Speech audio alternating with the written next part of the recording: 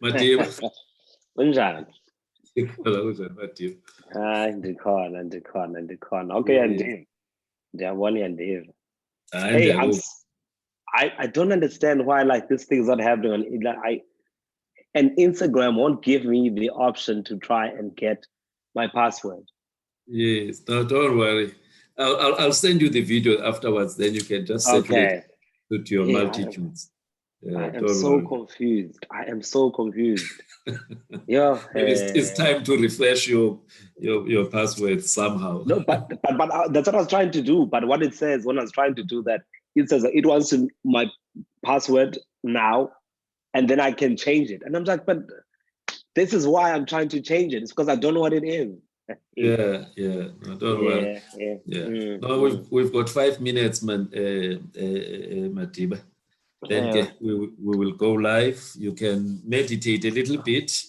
Okay. Yeah, All right. and then exactly at 7, then we'll go in. All right. Thank you. Okay, sure. Okay, sure.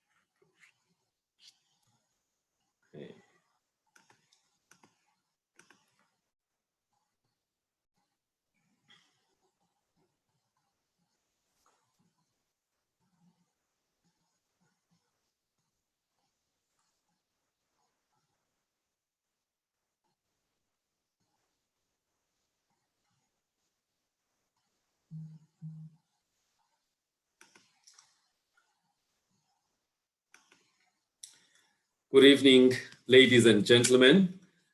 Joining us through various social media platforms, through social media, Facebook, through Twitter, through YouTube, and also through the Dr. Fundi Health platform. My name is Dr. Fundile Nyati. Welcome to you all to this Dr. Fundi channel.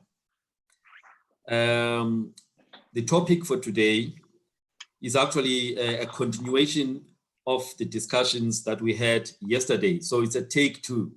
Yesterday, we had a guest, Dr. Nomalizo Tefu from Cape Town. So we are continuing on the same topic.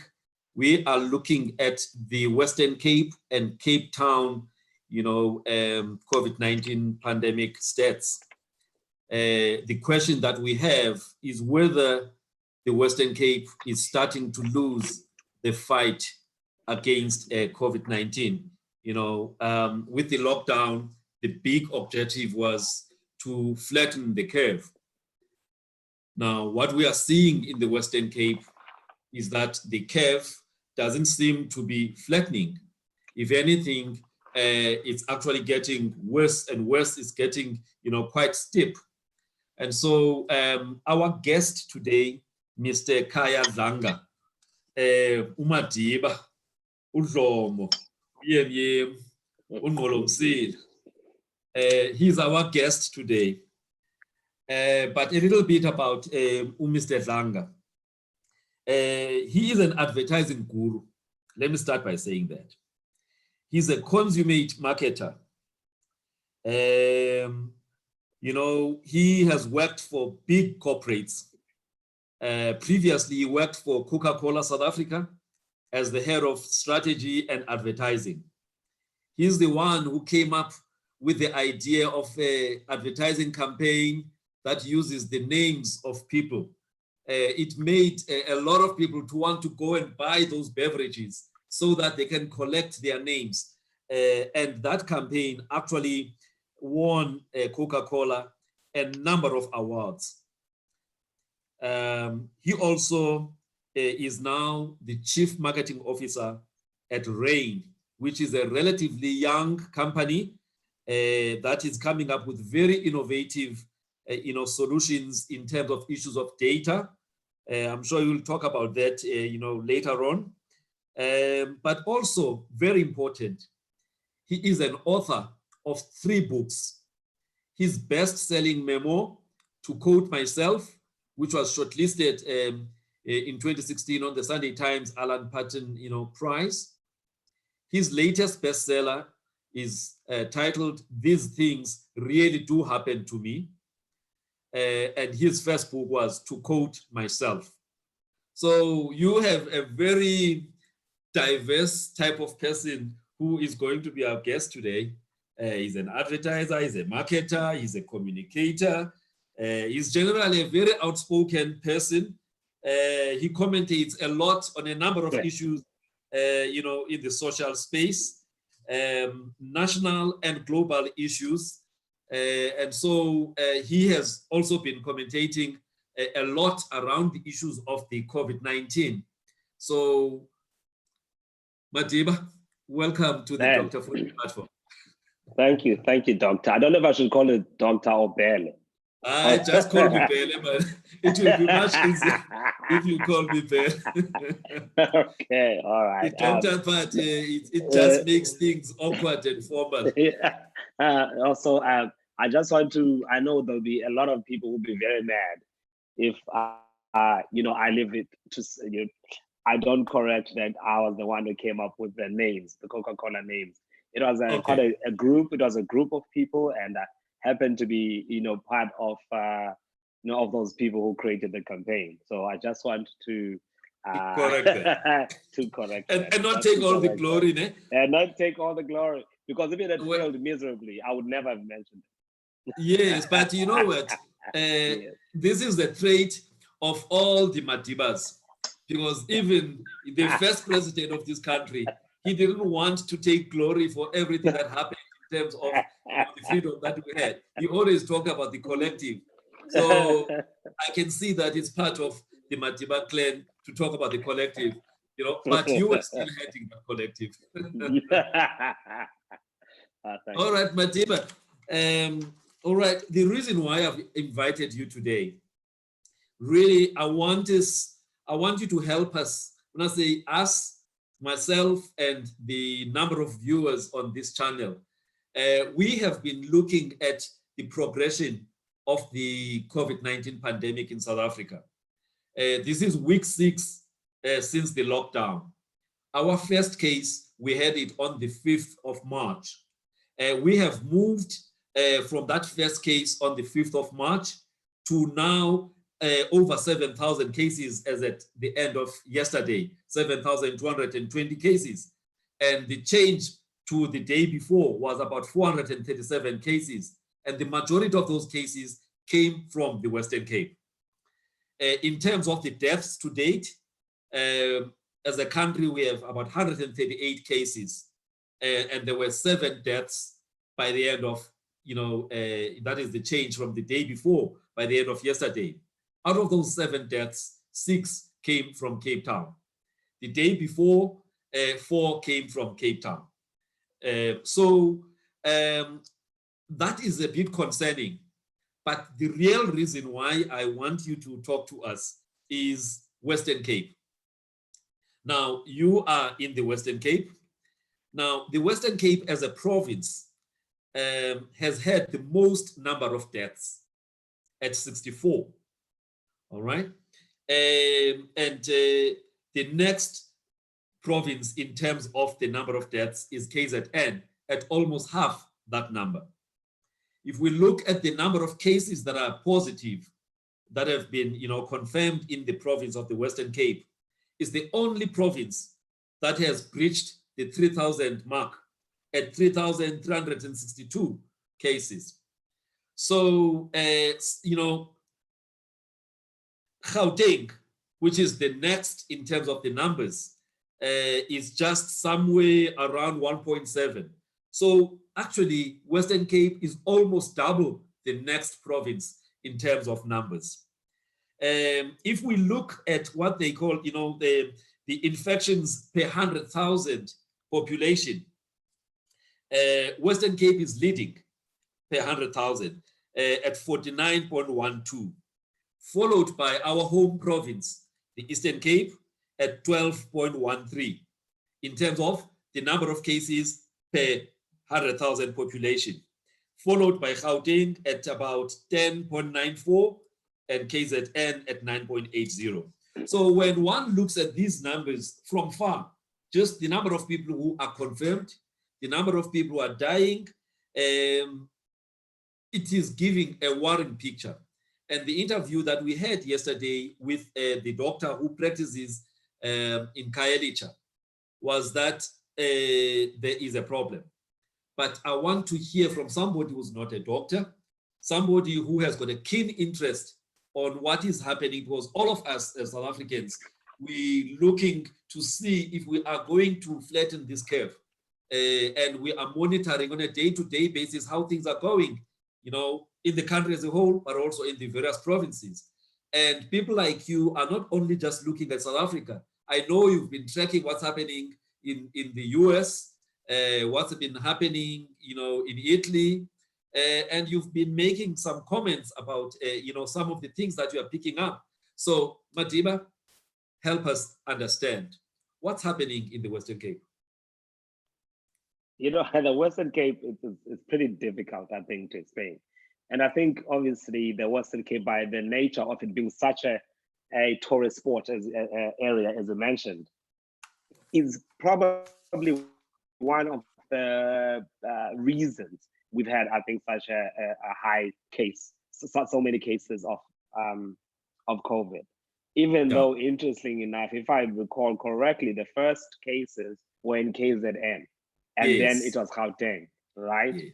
And then it came to the Western Cape. So despite the fact that, the Western Cape has such a prevalence of, tourists, you would have maybe in some way expected Cape Town to have had the first cases, but they didn't, or they were not detected. Let me just put it that way. Yeah. And then, but having said that, the majority of tourists, foreign tourists, land in Joburg first, and then they move on where? To Cape Town. Therefore, you could argue and say that while Cape Town and Joburg do have a similar kind of issue, because you have that traffic volume that goes from Gauteng to Cape Town. So, but they're just in transit at OR Tambo, you know, but and they stay a long time in Cape Town.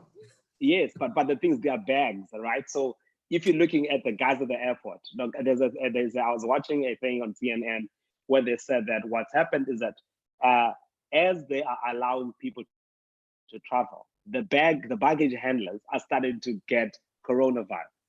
Yes. Because people are coming into contact with the baggage, right? So I think that, you know, it's kind of similar kind of situation. Okay. You're right. They stay longer in Cape Town. They come into contact with a lot more people, so that they go to Table Mountain, they go to restaurants, so they do a lot more here, and therefore you're much more likely to be in contact with a lot more people who will then eventually get the virus. So I'd probably say that is a theory. But, you know, back on I remember writing a thing on social media do I have a date here? Back on the 13th of April. And I was looking at the number, so they still have the statistics. So at the time, Gauteng had the most cases, 801. Yeah. And then followed by the Western Cape, which was 541. And then KZN was at 412. And so what I wanted to do, I mean, it's so funny because I'm not a numbers person, I'm a creative person. So I went to look at those numbers, and then I went to look, I was like, I needed to be certain. And because I wanted to understand the infections per 100 or per million, if you will.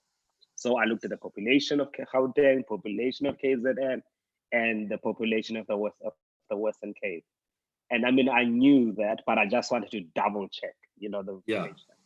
Obviously, Gauteng is most populous, and then you have KZN, logically, and then the Western Cape is third. But the number of cases versus KZN per 100, or I mean per 1,000, was so significantly higher even back then. And I think what people were not looking at was that fact, that the number of infections per 1,000 that have been detected are greater than those provinces that have, you know, a bigger higher population. And therefore, what I did not understand was why there was no sense of urgency around the Western Cape to ensure that we try and keep this down, because the numbers are really increasing at a rapid rate.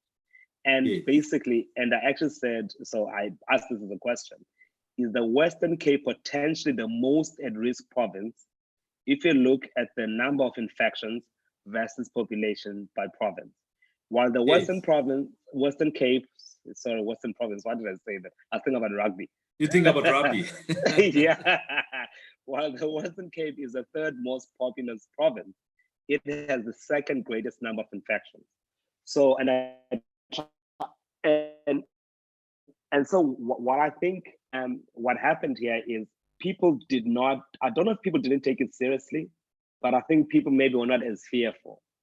Yeah. And therefore, people kind of relaxed in the sun. And there were all those theories about, like, if there's a sun and it's in summer, you know, it's you know, the virus is going to die. And I think we're all under that illusion at that time. Yeah.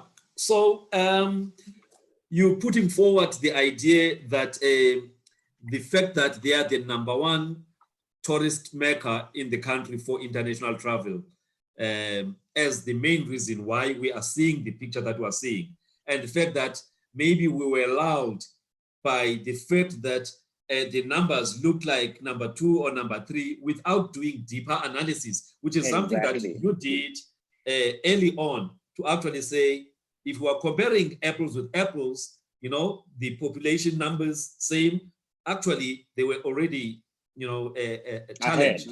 Yes.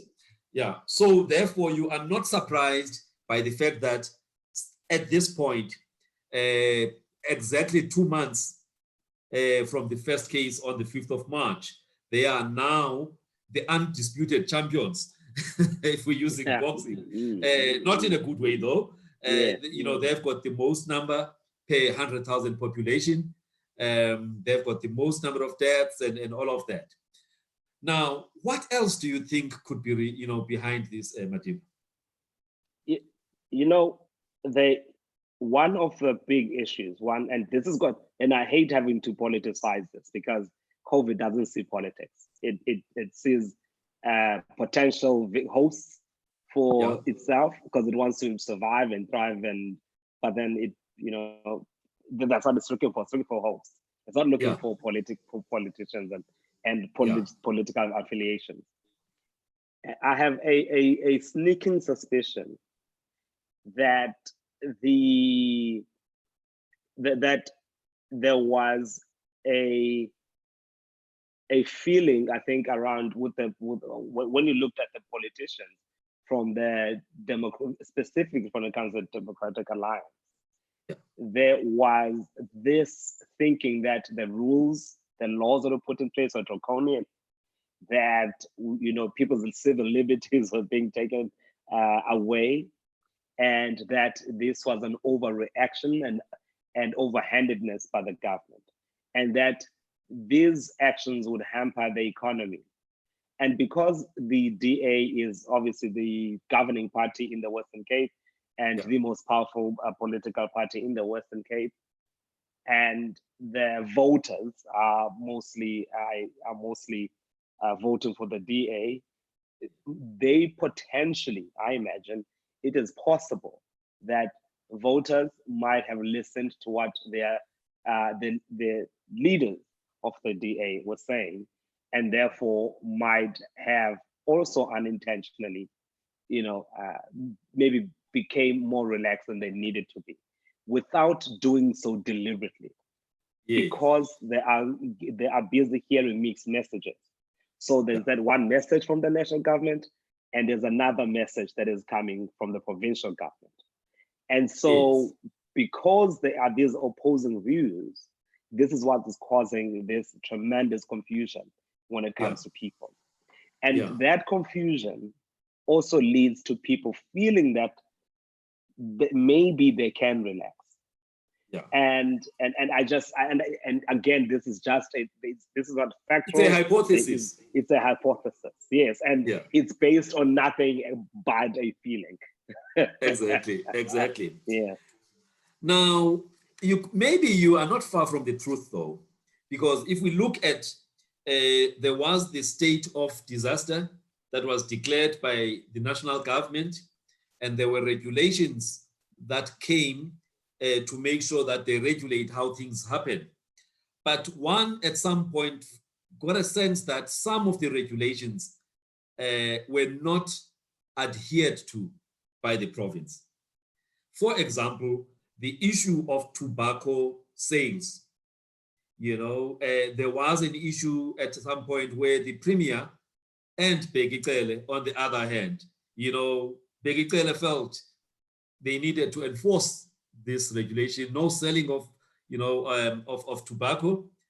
We know in most communities, when somebody smokes, there's this thing called scaife, where we share the cigarettes amongst each other, and so that's a possibility of spreading this thing.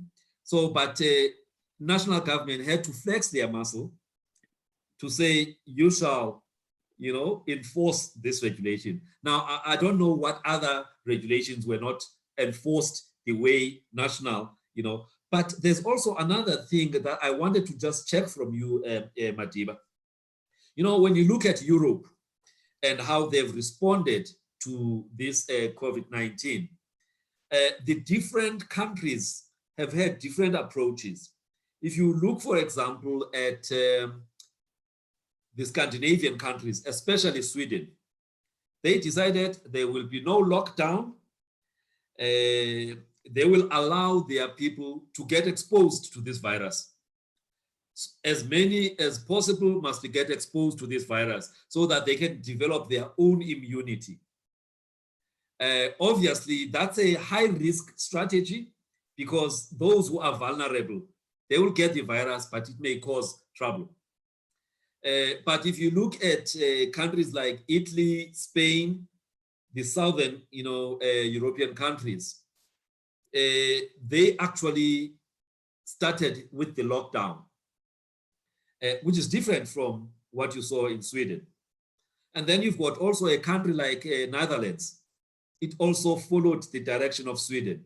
Now, that is what is called a herd immunity. You want to expose as many people as possible to the virus so that we can get over and done with this thing, and everyone doesn't have to wait for a vaccine. Now, I'm asking myself whether that kind of thinking, which we also saw even in Britain, in England, where at the beginning they were advocating for the same, but when they started seeing numbers, of people getting infected and dying, they switched to what one would call draconian approach compared to the one that gives people liberties. Do you think somehow maybe the governing party in the Western Cape was more in favor of the herd immunity approach, which has got less damage to the economy as compared to what was formulated in Pretoria, where it's about lives first and livelihood later? That's a very interesting question. Very, very interesting question. And the reason that it's interesting, it's because no one actually came out and said, from the governing party of the Western Cape that said that is what they're looking for. But if you look at their utterances, one is almost compelled to reach that conclusion. That might be what they preferred. That the more people you expose, therefore you will develop this herd immunity. However, what I do find a bit problematic, I think, when it comes to the whole herd immunity issue, is that if you're looking at when they talk about South Korea and you had in China, that they have had people who have reinfections, right? So now, which means there's a lot that we still do not know about COVID. And now You're really exposing people to something that we don't have a fully understanding of and a full grasp. And also, like, if you're looking at Sweden, for example, it's got a higher death rate, it's got a higher infection rate than its neighboring countries, who took a very different approach, significantly higher. In fact, if I'm not mistaken, Sweden currently, I don't know if it's still the case, they might have the highest death per million from COVID. And having done that, so which means per million, they even have more deaths than the United States per million. And then the Netherlands also tried to do the same thing. And what Sweden thought, they said, well, our society is very different from most societies. We have a lot of single households. We have, sparsely populated population, and therefore it might not, harm people that much because of the society. And unfortunately, if you try to apply the same thing to a country like South Africa or a province like the Western Cape, where it's very densely populated, because we have very limited land. There's the mountains and there's forests and all of that. And everybody's literally along the coast, along the cities. And therefore everybody sitting on top of each other. We don't have single person households. People there are multiple people in a single house. Therefore, you are really not going to achieve what you thought you were going to achieve by following the concept that was being applied by Sweden. And not only that, so we also don't have, even with their, supposedly amazing, medical healthcare system, they were absolutely, they were also like overwhelmed. Now, the Western Cape would definitely be overwhelmed by cases if we continue in this trajectory, right? We will be overwhelmed beyond compare. When England was, the UK was overwhelmed, even France, Italy even worse, and Spain even worse. Now, how do you, and for me, I think that is not going to work in South Africa, because what you do is that you will end up with a lot of dead people, as we were talking, as it's been mentioned multiple times, because TB, HIV, And, you know, so you have all of these things put together, you are just creating a moment of a nuclear explosion. And that is what you're doing. So you cannot try a herd mentality, like a herd immunity mentality. It's just not going to work. It just doesn't make any sense. You don't have the capacity. You don't have the hospitals. You don't have the healthcare professionals to be able to accommodate that. So you simply should not do that.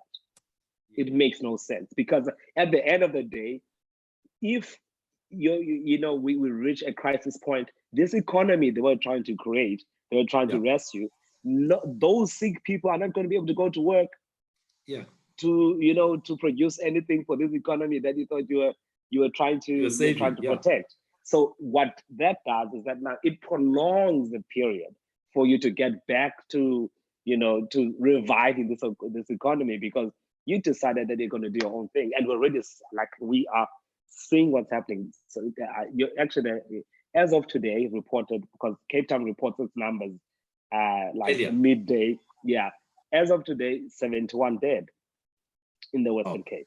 So that's that's up by 7 cases again. That's up by 7 from 64. Again. Yes. So and again, it's going to be way ahead and over.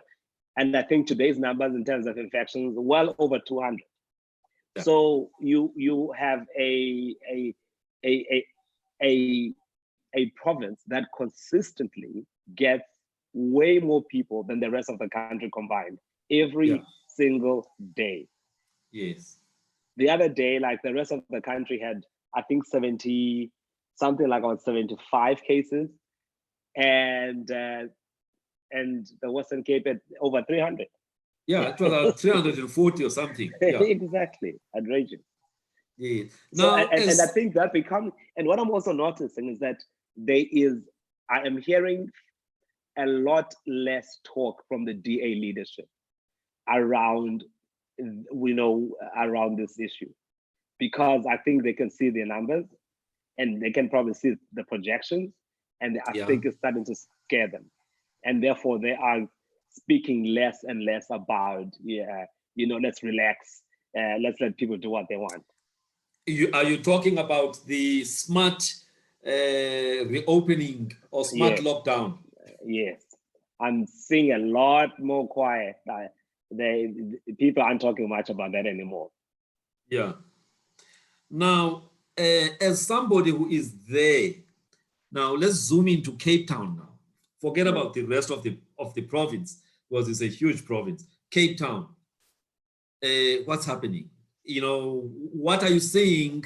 You know, I mean, if I reflect to day one of level 4, some of us watching from, looking at the TVs and looking at the crowds that were at the promenade, no masks, no self-distancing, it was like business as usual. It left a question mark about whether people really take seriously the whole issue of this COVID. And then I made a comment around that on Facebook, and somebody from Cape Town actually challenged me and said, well, there's always deaths around. People die from gangsters, die from motor vehicle accidents, die from, stabbings and all of those kind of things. So what is, that time the numbers were only 55 dead in the province. So what is 55 people dead? This is part of the normal. It's just that now they are dying from one thing as compared to crime and other things. So I got a sense that some people, in fact, this lady said, rather than parenting us, being old people like this, why don't they just allow us to confront this virus? If it kills us, so be it, but let's not be treated like kids. So that kind of mindset, have you come across it as you are there? I think that the more affluent the person, the more likely I think to think that way. Yeah. And I also think that but it's also someone who does not truly understand how the virus works, which is, I mean, when you shoot one person, that person is shot and they're dead, right? But the repercussions of the virus is that, one, I come into contact with a person, I'm infected, and I might possibly not show any signs, or I may never even display any signs. I get infected, I touch someone and I infect that person, or I touch a surface, they touch that surface, they get infected by the virus, and so on. And maybe I come into contact with 2 or 3 other people, and maybe one of them gets really sick, and it just multiplies like that. And then what that does is that you have people hospitalized, and that overwhelms the system. And a lot of those people will survive, who have it. But it overwhelms so much of the system. But you also increase the death rate. So yes, people die, but there's an increase in the death rate. So it's not the same thing.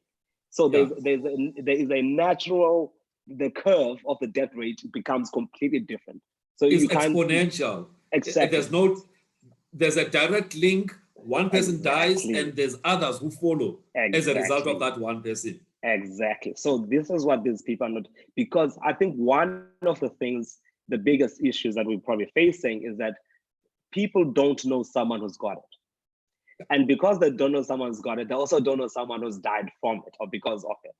And therefore they become less fearful and think that it is something that's never gonna come here.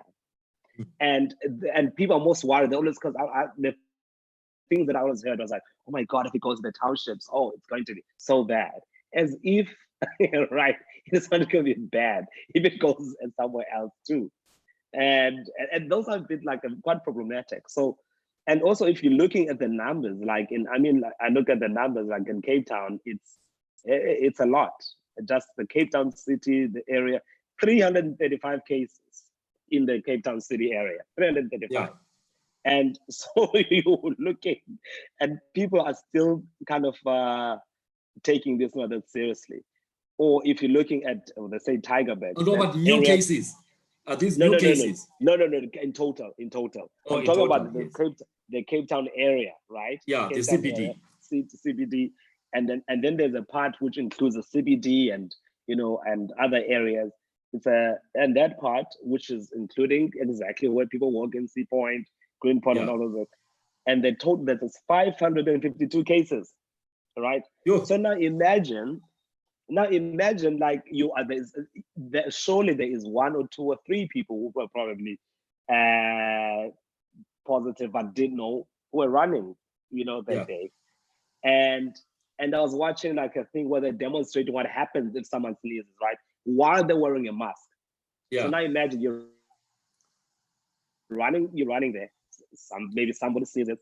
And like there's still it still travels a distance even with your mask. Yeah. There's a small distance, but also got to remember that people are running. And these droplets are not, you don't sneeze and the droplets don't just fall, right? Yeah. They linger around a little because you're running, you're going. Yes. And I just think that it sounds outrageous and it sounds like it's fear mongering, when I say something like this. But no, it is a real possibility. There's some literature that has come out to say, as much as it's largely droplet spread, however, under certain conditions, environmental conditions, temperature, and also humidity, it can stay suspended, for some time. And therefore, yes, it's largely droplet, but under certain environmental conditions, it may be airborne. So you may then have something that is floating in the air because you are by the sea and all of that, and somebody else comes who's also running, they're not wearing a mask, and they inhale it. So it's possible. So so for me, and the one thing that I said, and people saying, but this stupid regulation is the government's fault for making this regulation, for saying people must run between 6 and 9.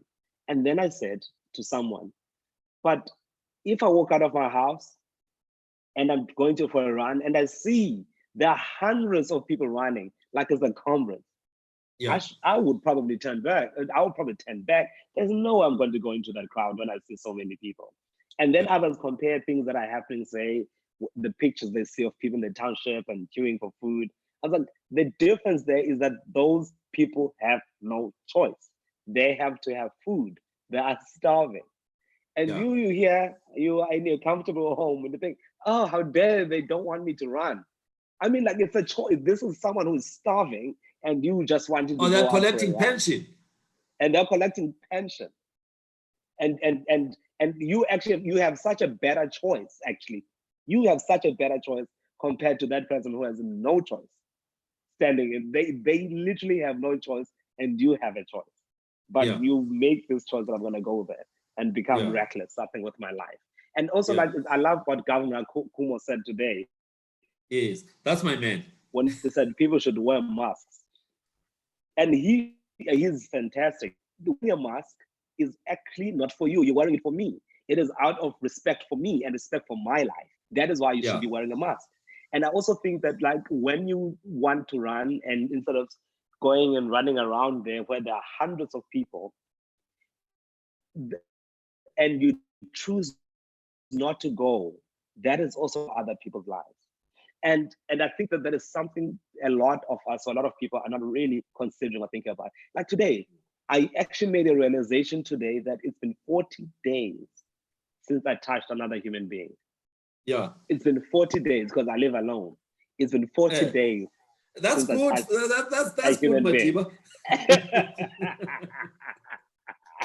And I'm like, oh, I've not shook hands, I've not hugged, I have not, and I think it's even longer when I think about it, because it's definitely longer because already the virus was around and we were not shaking hands and we're greeting people. We're not, none of that. So it's been longer than 40 days. Yes. Now, but as you go about, your business, when you are allowed to go and buy food and all of that, when you go to retail outlets, your supermarkets, your Woolies, or whatever, what are you seeing? Because we also have been noticing cases where employees of some of these retail stores, have actually been testing positive. The doctor we hosted yesterday talked about one particular supermarket that had 55 of their employees testing positive, right? It's a supermarket in Khayelitsha. Now, obviously, the issue may be slightly different, in the more affluent areas of Cape Town. But what are you noticing? The whole issue of social distancing and masks, people wearing masks, as you go around your business there, are you seeing that people are adhering to those things?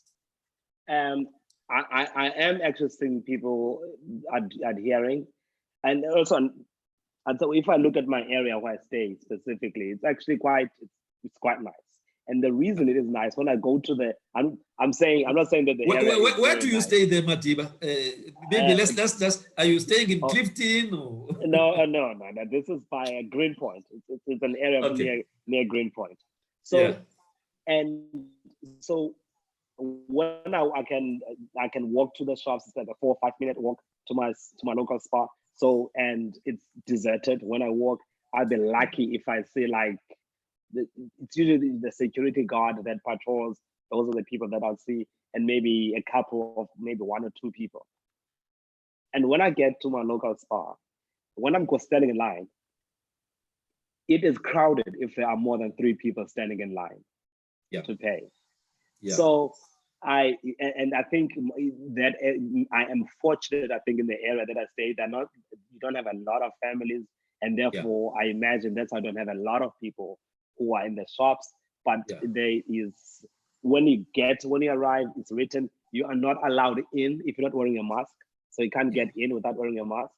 And they obviously, I think everybody now with the hand sanitizer, when you get in, your basket is sanitized as you take it.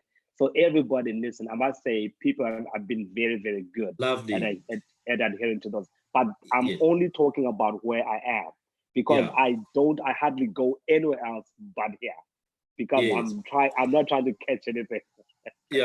But now, obviously, you do read newspapers, or maybe more the online version of the newspapers, and you get to know what's happening on the south side of where you are staying, where there's more people per square kilometer than where you stay. What are you picking up? Oh, I'm picking up that, in some parts it's, because social distancing is difficult in some of our townships. And I can understand why, because in some homes, there are, in a forum house, there are some homes where there are 10 people living in an environment like that. How do you social distance in that kind of environment?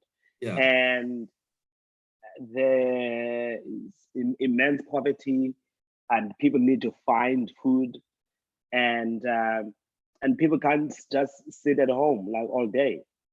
And not because people don't want to stay at home, it's because they can't. Yeah. And I think those are just some of the things that I am picking up with people, is that they need to find ways to find food. They need to find ways, not just for food, but I need electricity. How am I going to pay for electricity? Whereas in the more affluent areas, these are not things that people here have to think about. They don't even consider. The thought of not having food doesn't even cross their mind.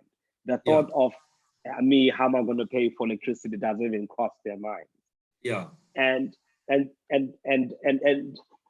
what I'm picking up is that people are moving because they have no choice.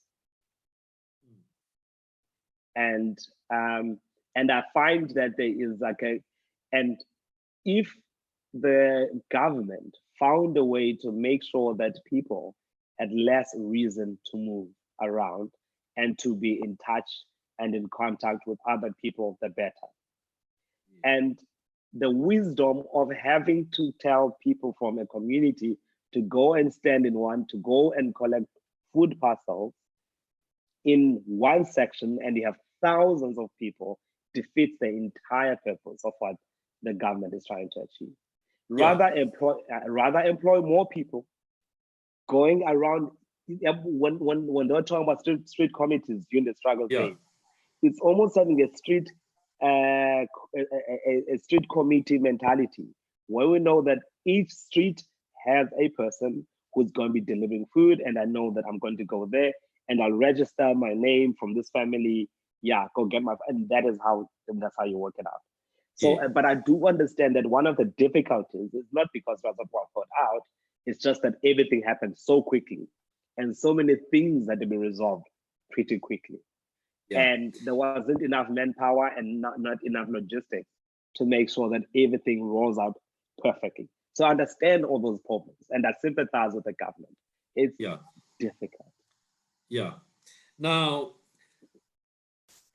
looking at everything that's happening there, Matiba, at the end of the day, people need to get the right messaging, for them to understand the danger around this COVID, but also to understand why the lockdown and the tough regulations. From your vantage point, do you get a sense that an average person, especially in the south side of where you are, understand, there's been enough effort on public health, to address these issues so that they willingly adhere to, what the government wants, to the best of their ability. Obviously, there are situations where they can't because they need food, they need that. So I'm almost saying, I know you're not a public healthcare expert, but, you are an advertising guy. You are able to look at messaging, maybe you're listening to the radio, you listen to the messaging that's crafted, or you watch on the print media or whatever. If you were now critical of the messaging that's been driven by the province, do you think there's adequate awareness creation? If there is the messaging talking to the majority of the people there? That everybody, I don't think that in the history of the world, there has ever been a message that has traveled as quickly as this about COVID. Well, almost every single person in the world knows about Corona. Doesn't matter which corner of the world they go to, people know about it. And But it's this thing that they cannot see, and it is this thing that everyone is afraid of. Yeah. But a lot of people don't know people who died from it. Yeah. So it almost becomes this myth. It's got this mythology around it on its own. And so what I find for me is that I think the initial messaging was brilliant and it was on point. And I think it made sense. Yes. But I think what everybody has failed, and this is the provincial government, the national government, is the ability to craft messaging per stage. Because we've got to understand that with each stage, the phase of the pandemic. Yes, that people are becoming increasingly frustrated. And they're increasingly feeling that there's no reason for this to be happening anymore because they're not seeing any people. Because the lockdown is so successful in slowing down the spread, therefore it looks like it's an overreaction, right? Yeah. That it's also the very success of, become the very thing that comes back to bite the government. So this is what I keep feeling, is that during phase 4, there needs to be there's even a greater need to emphasize the reason why certain decisions are made. So explain to people and say, like, even if you have to explain it every single day, or find ways to tweak that message so that it's even simpler for someone to understand and say, this, the reason we don't want to walk outside is because of A, B, and C. The reason we say don't buy cigarettes, I know you want to smoke a cigarette, and explain it very clearly, so that I think a lot of people have a feeling that the government said we must not do this, and they're like, but we're not children. What is that? Because I said so. So it comes across as because I said so, as opposed to say, we understand you are grown people, you can make your own decisions. This is uncomfortable. If the message is, we know this is uncomfortable for everybody. This is not nice for anybody. And we're asking, I know we've been asking you from the beginning to be patient. And of course you're tired, we understand that. But we are trying to save each other's lives. And I think if there is a lot of explanation, I even feel like overemphasizing, over-explaining things to people so that they understand why this is being done. So that and that their sacrifice is being appreciated. Yes, that our sacrifice is being appreciated. And I mean, like, I understand, look at New York on Sunday. Like on Sunday, New York was, because everyone was tired of being like cooked up at home. So everybody goes to the park and defeating the entire people. So what happens that, like, everybody was like, okay, together, but the people are so tired of being locked up at home that they just go outside, and again, you probably see infections increase again, even when New York was starting ready to, to bend the curve. Why? Because we as people let our frustrations get the better of us. And because we let our frustrations get the better of us, we prolong our stay at home. Yeah. And so we kind of need those explanations. I know they will sound basic and people say we're being insulted, why they're over-explaining, but we need to. And I think that is what, like, our guy, like Governor Cuomo, is so good at. He repeats the same message every single day. And but not only repeats that, he talks as somebody who feels the pain of the people. Not as the top-down situation. I'm telling you, do this, Yeah.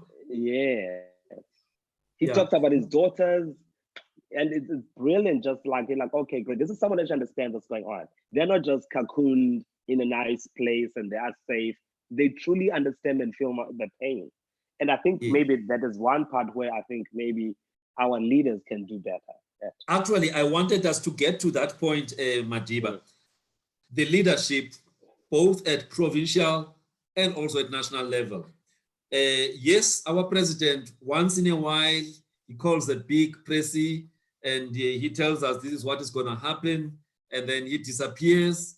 And then you've got the ministers, then coming up and having their daily presses as well. I just want you to be critical, both at the leadership by our president of this thing, good and bad, but also the ministers. There's a lot of people who are very upset at the approach that's adopted by some of the ministers.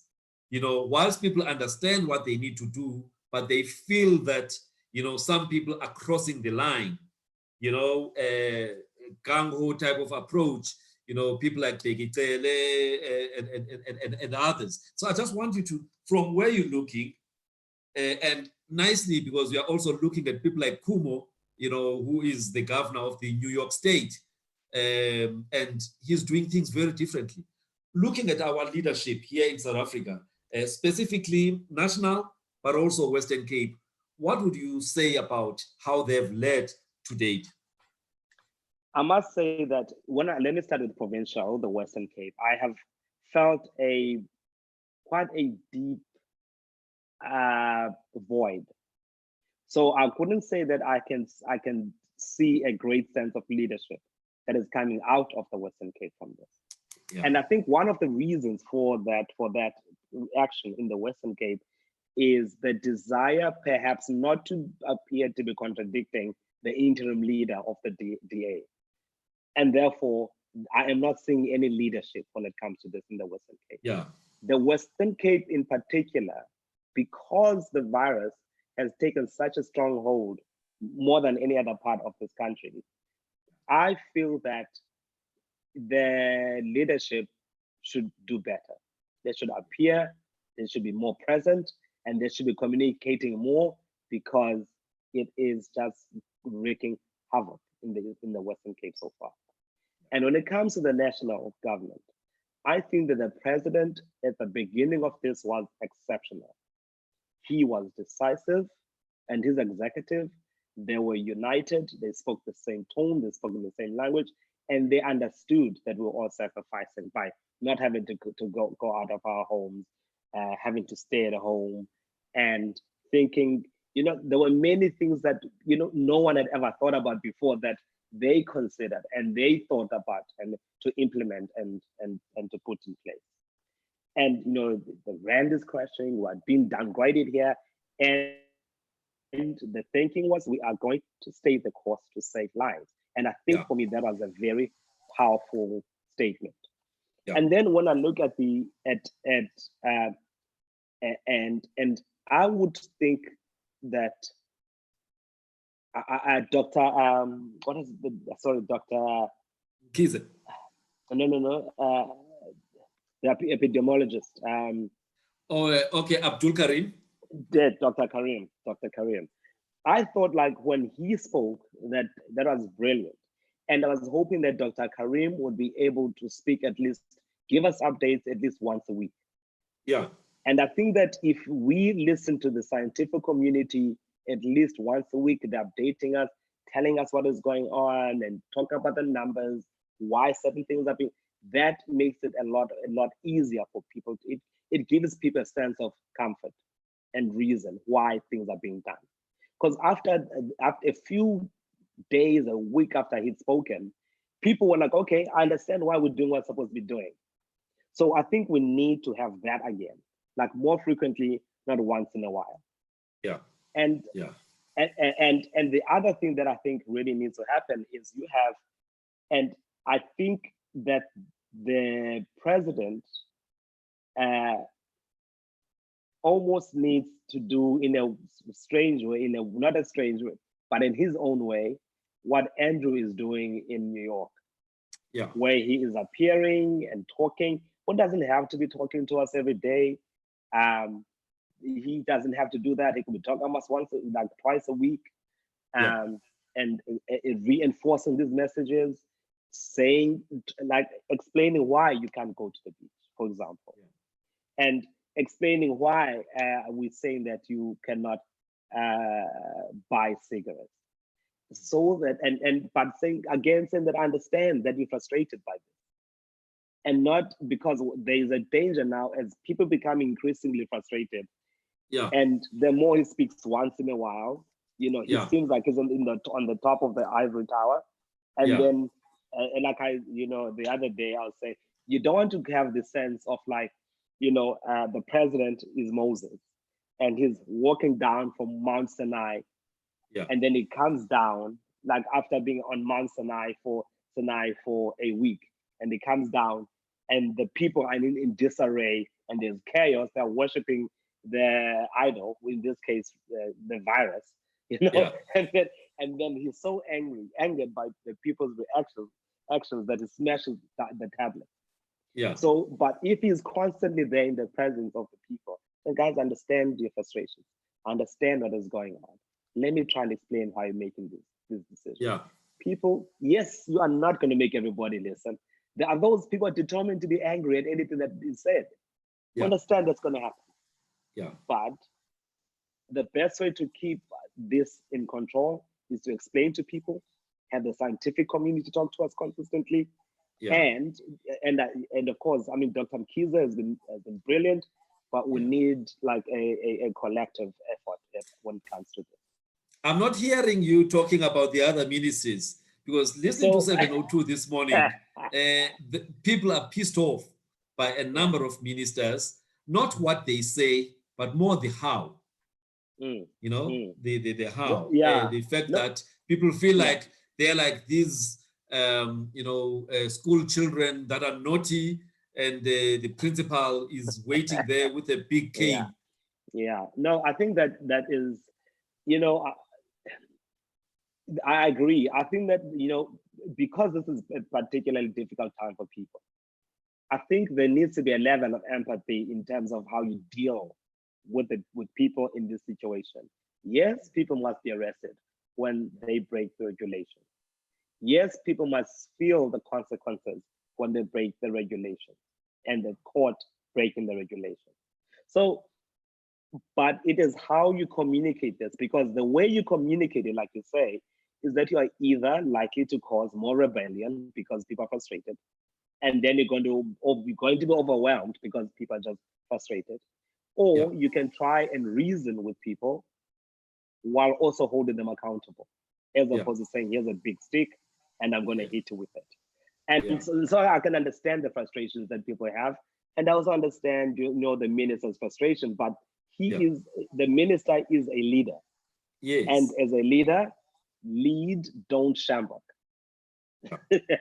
Yeah. Anyway, that's how I said.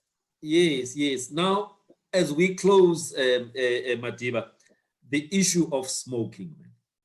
Yesterday, the lobby group, that is upset at the fact that initially there was an announcement that level 4, we can smoke and we can buy tobacco. And then when the announcement was made by, Dr. Dlamini Zuma, it was the opposite. People were looking forward to smoking, and all of a sudden they couldn't smoke. And this is the same minister who about 20 years ago actually took away the rights of people to smoke wherever and whenever. Thank you. And they took her to court, and they lost in the court. And when you look at what has been happening, there's a lot of venom directed at her, as if she's the sole decision maker there. Just what are you seeing around that tobacco thing, which has now become a legal case, obviously? The tobacco thing is a very interesting one, because it's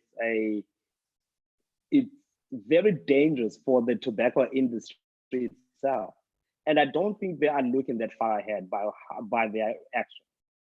And the reason this is a dangerous action that they've taken is because the government is going to remember this after COVID. And the government is going to understand that, yes, okay, we are already losing so much revenue from tax. And 1.5 billion in 1 month. Yeah. So, and they are not the only ones that they are losing, tax revenue from. And they may be at some point be willing to be sacrificing even more, losing even more money, from the tobacco, simply because of its attitude. Because it is pretty clear that the government does want to see a healthier South Africa, because the unhealthier South Africa is a huge burden on the health system. So number one is they're going to look at the cost benefit analysis. Is the cost of having the tobacco industry as big as it is, and the cost of some of the purported diseases that the cancers, it causes, and yes, the chronic yes, obstructive airways disease, yes, people having to breathe yes, with oxygen and all of yes. that.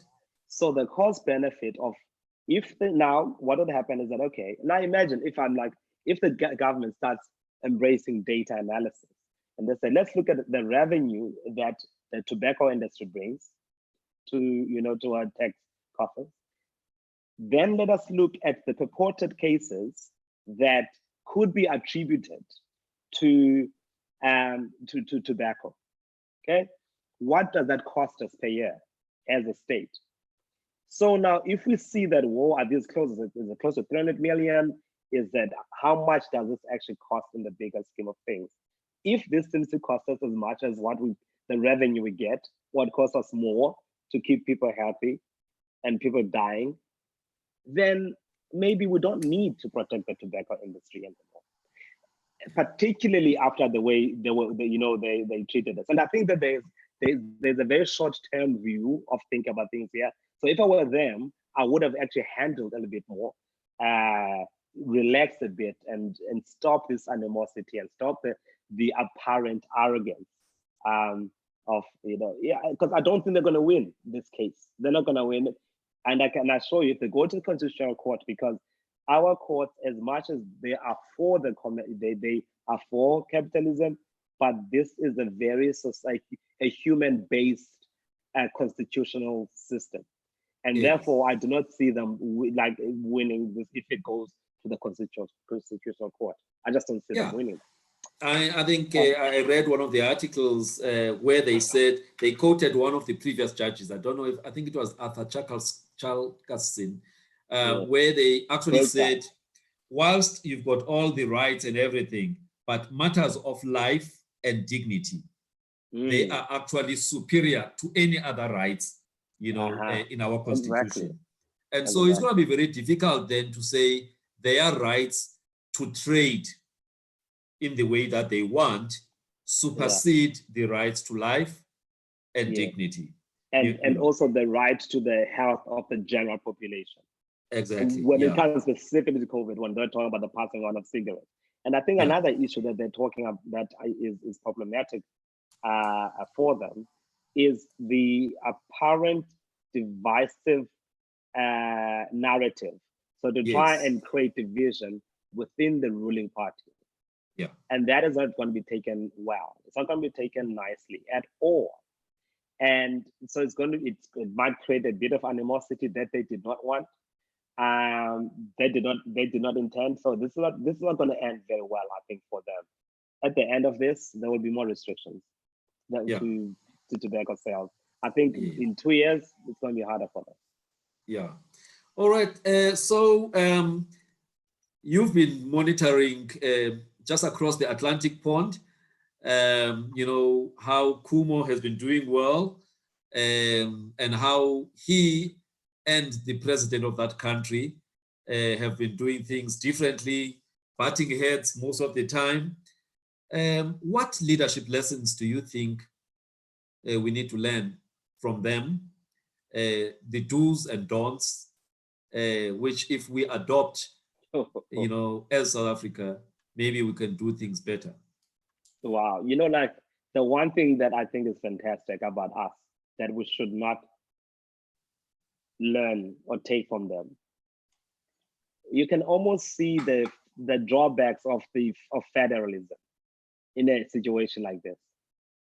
Because of federalism, each state is taking a different approach. Each state is doing its own thing and how they want. So if we lived in a federal state, the Western Cape would have done its own thing. And already, even though it's not a federal system, you can already see what is happening. The Western Cape would be chaos if that was the case. But I do think that all, the systems work, their strengths and their weaknesses. Yeah. And in this particular case, in the States, it is not good for them. Yeah. It's quite interesting when the president of the country in the United States is acting like his official position. Yeah. So it's unbelievable. It's like he is the official opposition, contradicting everything, contradicting the doctors, contradicting the governors and telling them what to do. And luckily, that is one thing that we cannot learn. And some of the things that we're learning is that is what we should do. And I think obviously Governor Cuomo, but luckily in Florida, what has been great about Florida, even though the governor there is saying, okay, Trump wants to open, so he wants to open the state. But luckily the mayors in the smaller towns are like, okay, great that you want to open, but in our little towns, we're not going to allow people to do that. And so because the mayors have been rational and reasonable as well, because they're Democratic lawyers, they're not Republicans, so they don't have to listen to the Republican leadership. They're saying that actually, no, in these towns, no, our people are still going to stay home. They're still going to be in a lockdown. So, and what it shows me is that when there is no leadership, someone else can just rise up and pretend, and because like in New York, there's no leadership in the state. Everyone is looking to Governor Cuomo, who's not, he's not a national leader, but he's become a national figure. And I think that what we can learn from, there's so much we can learn from Cuomo. So who's our Cuomo here in South Africa? We are, I think there are people of certain qualities. I think that when the president comes to speak, he demonstrates those qualities, but it doesn't speak to us frequently enough. Yeah. And I think that is a big difference, is that even though I would really rank him highly in terms of what was done and with his administration and the way they've communicated. But I think the only thing they're missing is the frequency with which they communicate, and the frequency with which they make us understand that they feel our pain, and explaining why things are being done the way they're being done. Because now we're in danger of politicizing things that don't need to be politicized. If you communicate every day, it's going to descend into politics, as opposed to we are saving lives. And that is a danger. Yeah. All right, just one last thing. I just want to pick your brain on this one. The more the lockdown was, being extended and all of that, you're hearing more people missing their alcohol. You're hearing more people missing smoke. And somebody else said, you know what? Actually, South Africans, they are missing these two things because they've been using those things as some form of escape from other realities of life. Now, so whenever they've got challenges, they would go and use these things. And now that those things are not there, the more difficult thing is to actually escape into focusing on your inside and dealing with some of the demons that have been, buried deep inside. And so the anger at people not being able to access these things that they use daily to escape is that it's forcing them to do something that is painful to do, to look at yourself and actually do something about yourself so that hopefully after lockdown, you could be a better version of yourself. What do you think about that? So funny. I was actually talking to someone on the phone maybe 2 hours before I spoke to you exactly about that. And I said, and I said, I actually, this one that was this person. And I said, what is happening with the lockdown is that those of us like me who we're not, saddened by the fact that we're locked down. I don't mind being alone. It's because I don't mind being alone. I don't mind spending time with myself. I do it all the time, even Are though you an I seem to be introvert? like, I don't know you as an introvert. I know, but I am both. You know what I'm saying? Like when I'm with people, I love it. You know, I'm engaged. When I'm alone, I'm fine. I'm reading my books. I'm watching whatever. But at some point, with these people who haven't been able to face themselves and aren't able to face, who've been running away from themselves by going out constantly, going out to drink and running away from themselves. Now you have to confront yourself. You have to confront who you are and what you are. And that is a very big challenge, I think, for some people. And because they're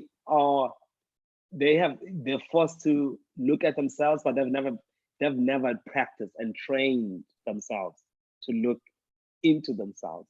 They don't know how to do it. And so the form of escapism, shame, is they can't escape themselves. And I think that is the hardest thing for people to do.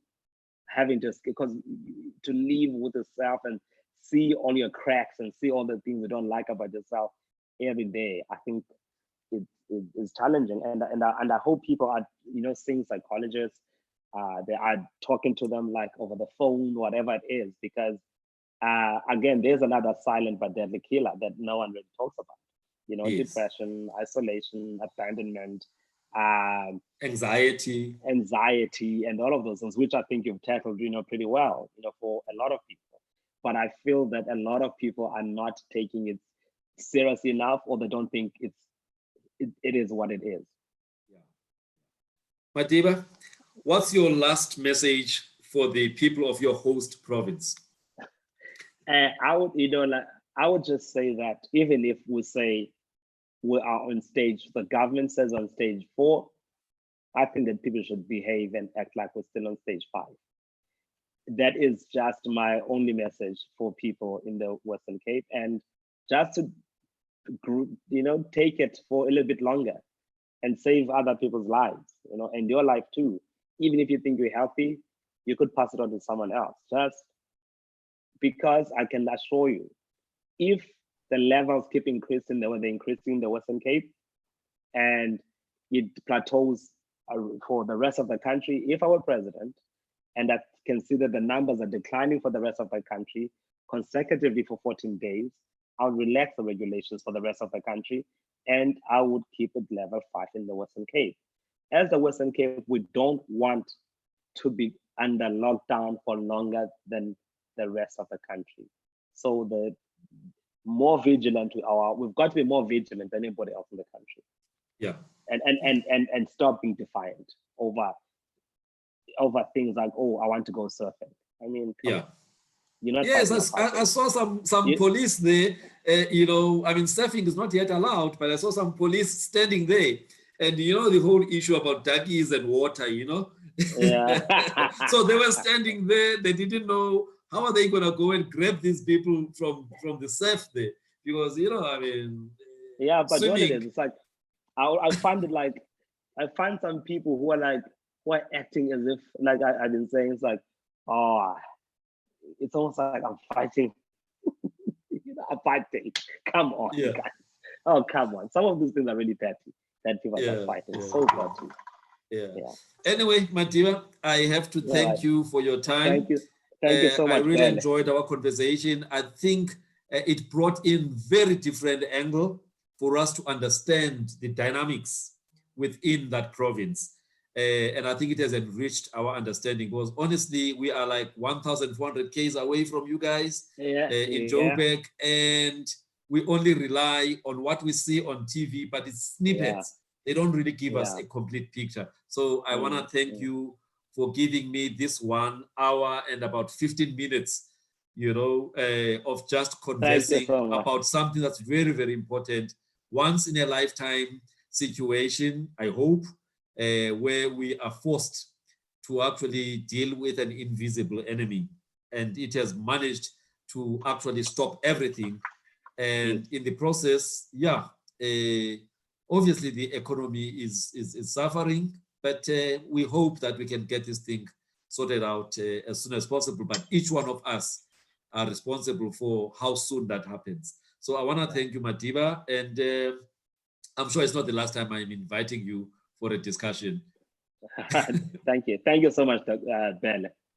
Thank you. All right, lovely, Matiba. Thank you to all right. our viewers. It was a very interesting discussion with Mr. Kayadlanga. I hope you enjoyed it as much as I did. Until next time, we will advertise what's the next topic, tomorrow or Thursday. Thank you very much. Thank you.